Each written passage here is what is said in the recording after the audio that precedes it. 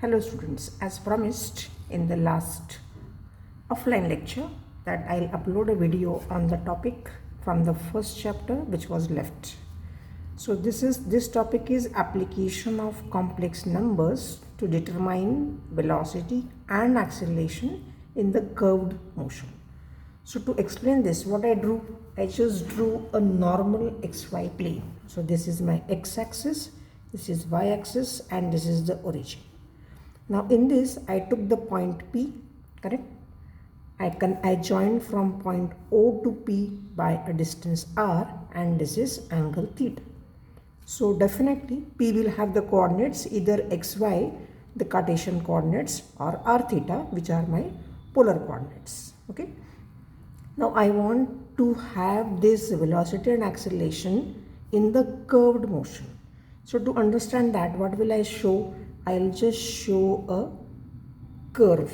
Okay. So the curve can be like this. It will just touch, okay, a normal smooth curve. Right. Now what will I say? That the particle P, okay, occupy a position P at an instant T, correct? So what I want to know, I want to write the complex number. Suppose complex number z is equal to x plus iy, or r into e to the power I theta, correct? This is what we usually write in a complex plane.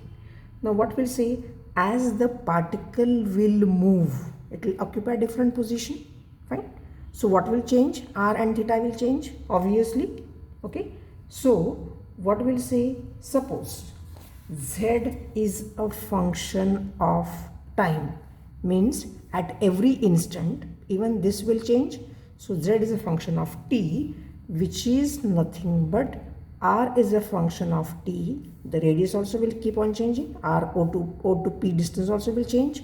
So r of t e to the power I theta of t. So this is very important expression. Right? Now this is my general displacement. Now to get the velocity, I need to differentiate this. To get the acceleration, differentiate it again. That will get a acceleration. So first I'll work towards the velocity. So means what? What will I do? I'll write, or I'll say, differentiate this equation number, suppose a I write, with respect to t. Okay. So which means I'll get dz by dt, okay, is equal to dr by dt, because this is r is changing with t, even theta is changing with t. So first I'll keep this function constant and say dr by dt into e to the power I theta as it is. Now I know once theta is a function of t, so again no need of writing it, just do it. Okay. So dr by dt e to the power I theta plus r, again don't write into the t, we know that r is going to change as the time changes. Okay. R into d by dt of e to the power I theta. Fine. Now after this, what is my next job? After doing this, next job is to actually differentiate it. Okay. Means what? This part will remain as it is, plus now I need to differentiate this. So what will I do? I'll write r, okay, e to the power I theta. This was like this. Okay. R e to the power I theta into I d theta by dt, because d by dt of e to the power I theta will be I d theta by dt.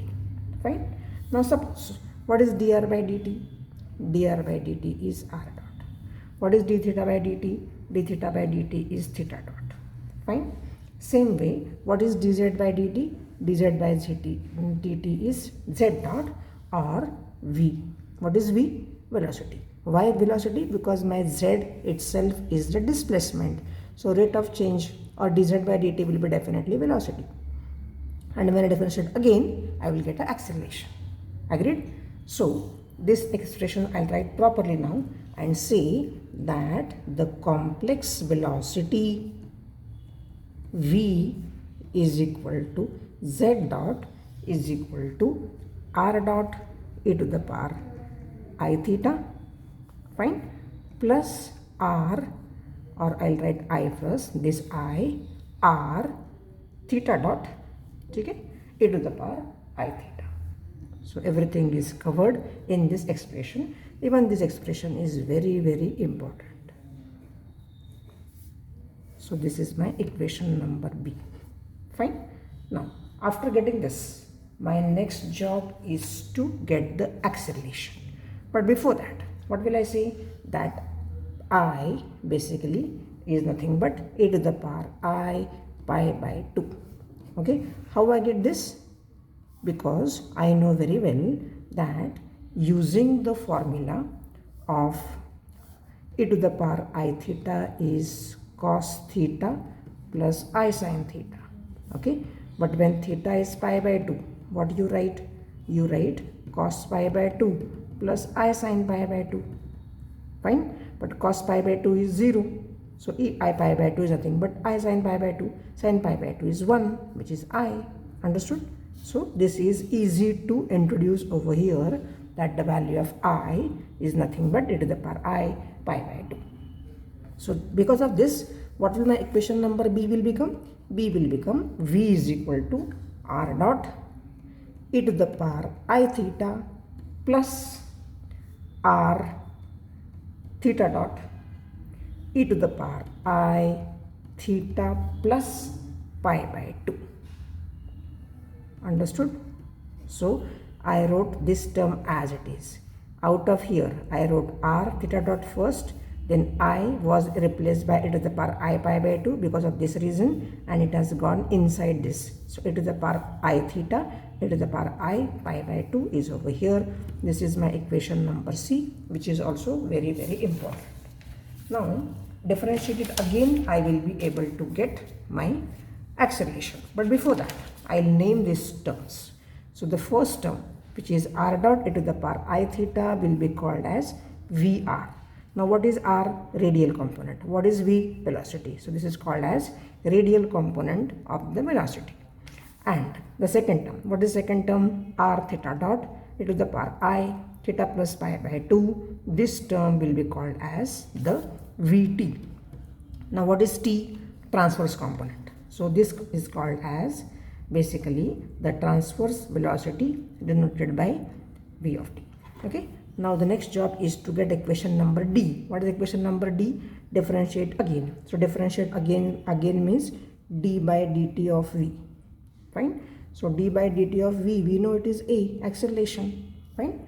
So dv by dt is equal to d by dt of r dot e to the power I theta plus. Now I will not take this term for differentiation. I'll use this term for the differentiation. Fine. So it will be I r theta dot e to the power I theta. So I should say differentiate equation number B over here, okay, to get the acceleration. Fine. So work on this. So I can say A is equal to, because acceleration A is equal to, first I'll do with r dot, which is r, then theta. Okay. So first term will be r double dot, means d by dt of r dot will give me r double dot. This term remains as it is, second term. In the second term, what will happen? R dot d by dt of e to the power I theta. Already I did that twice. What is the answer for that? Answer is e to the power I theta into I theta dot. Like here I did it. Same way I am doing it here.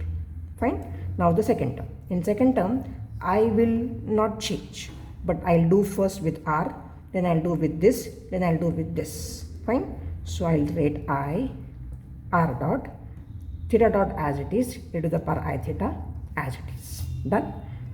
The next term, I as it is, r as it is, okay, then theta double dot e to the power I theta. And in the third term, what will I do? I as it is, r as it is, theta dot as it is, and d by dt of e to the power I theta. Okay, that should be e to the power I theta into I theta dot. Done. So our job is now to combine the terms and write the final expression to get my AR and AT. VR was radial component of velocity.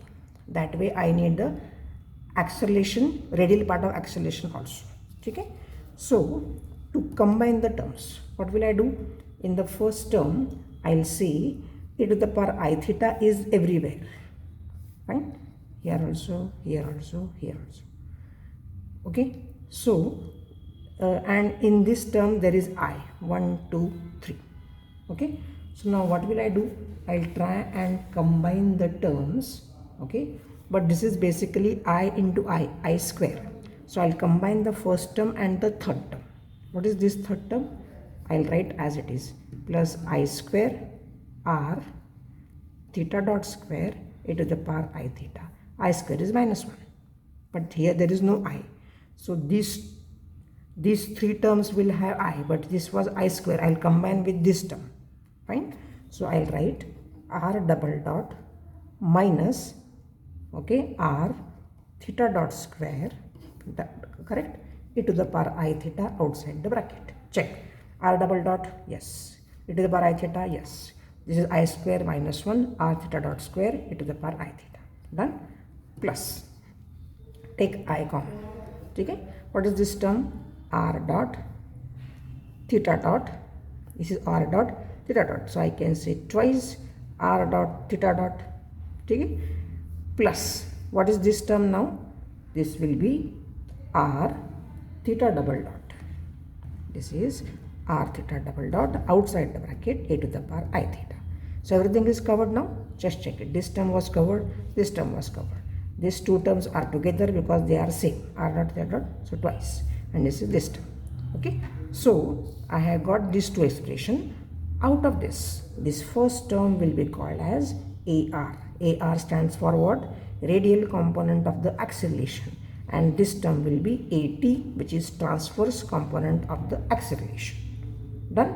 So this is the way the complex number Z, which was x plus iy or r e to the power I theta, will help us to know the velocity and acceleration along with the radial component of velocity, radial component of acceleration, and transverse component of velocity and transverse component of acceleration. So that's the reason a very important but very small topic, which I promised that I will be taking a video lecture on this. Understood?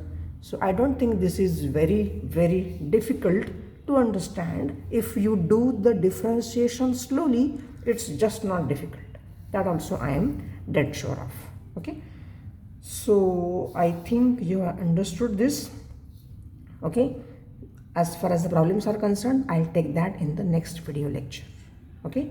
So here my theory part of the first chapter is 100% done. Okay? Thank you very much.